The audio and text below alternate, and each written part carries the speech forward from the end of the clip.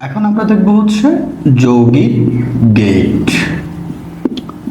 যৌগিক গেট, তো যৌগিক গেটের মধ্যে আমি যেগুলো ইম্পর্টেন্ট ওগুলোই দেখাই। একটা হচ্ছে ন্যান্ড গেট, দেন আরেকটা হচ্ছে নর গেট। নর গেট এই ক্লাসে শুধু এই দুটো গেটই দেখাবো।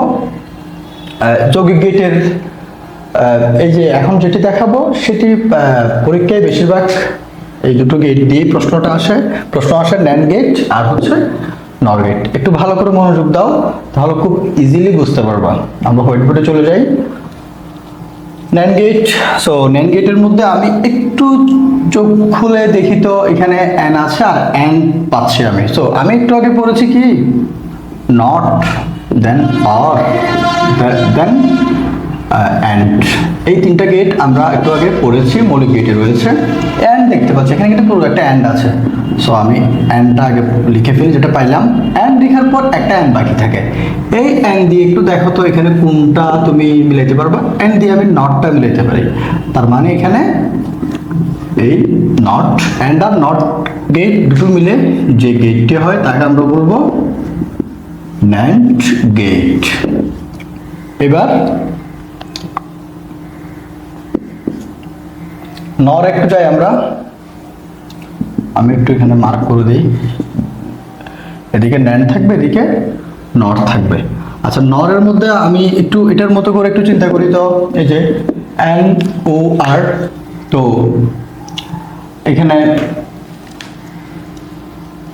একটু আমরা দেখি এন ও আর এর মধ্যে এখানে কোনটা মিলে। আমি ও আর দিয়ে ডিরেক্ট একটা অর গেট পাই, তাহলে আমি ও আরটা আগে লিখে ফেলবো।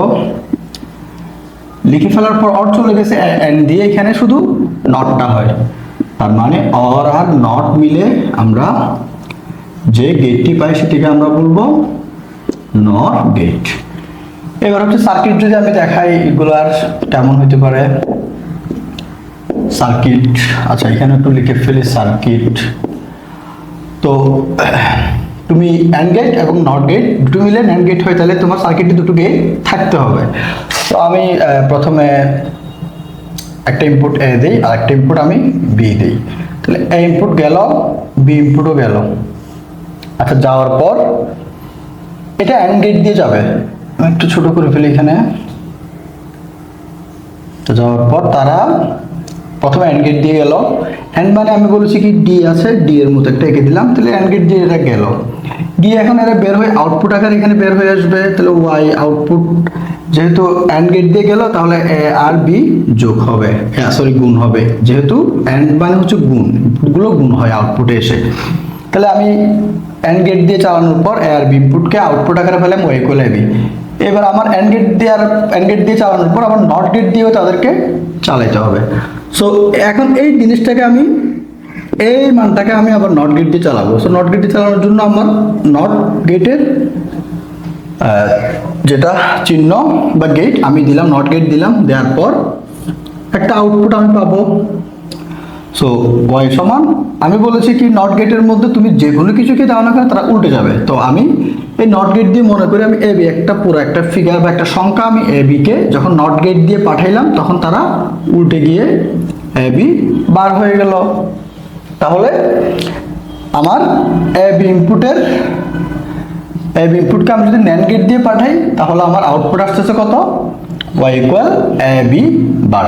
আচ্ছা, এখানে ওয়াই এটাও আউটপুট ছিল, এটাও আউটপুট ছিল, যেহেতু দুটি আলাদা আলাদা আউটপুট, সেক্ষেত্রে আমার ওয়াই এটাও ওয়াই চিহ্নিত করতে সমস্যা হবে। সেজন্য আমি পরের ওয়াইতে একটা ওয়াই প্রাইম আমি দিয়ে দিলাম, কারণ সৃজনশীলে এইগুলোও লাগে, মাঝে মধ্যে আবার এগুলোও লাগে, সেজন্য যাতে আমরা সহজে চিনতে পারি। এইবার সার্কিট, আমি নর গেটের সার্কিট একটু দেখাই। সো একইভাবে আমরা একটা ইনপুট এ নিব আর একটা ইনপুট আমি বি নিব। তাহলে এ গেল, বি গেল, গিয়ে তারা প্রথমে অর গেট দিয়ে যাবে। অর গেট হচ্ছে মাছের মাথার মতো। অর গেট দিয়ে যাওয়ার পর এখানে আমার থাকবে হচ্ছে মূলত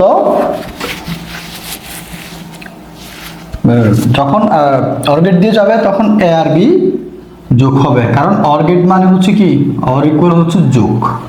তাহলে আউটপুট ওয়াই ওয়াইতে গিয়ে এ আর বি যোগ হবে, দেন আমি যোগ দিলাম।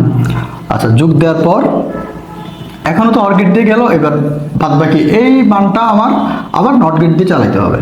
তো এই মানটাকে আমি নট গেট দিয়ে চালাইলাম, চালানোর পর আমি যেটা পাইলাম এটা একটা আউটপুট হবে।